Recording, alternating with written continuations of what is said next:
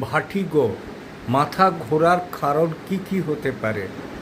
First কারণ আমরা বলতে পারি অ্যানিমিয়া, দ্যাট মিনস রক্তাল্পতা।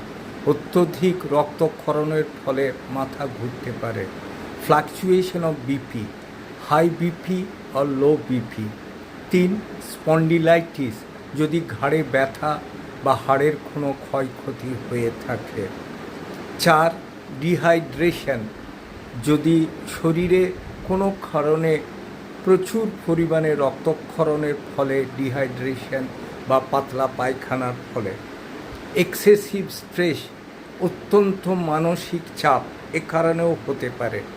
ইনসমনিয়া, ঘুম না হওয়াও একটা বড় কারণ। টেনশন মানে মানসিক চাপ, যদি আমাদের এই সমস্যাগুলি থেকে থাকে আমাদের মাথা ঘোরা হতে পারে, তবে সেটা নিজেরা ডিকটেট না করে ডাক্তারের কাছে যেয়ে পরামর্শ নেওয়া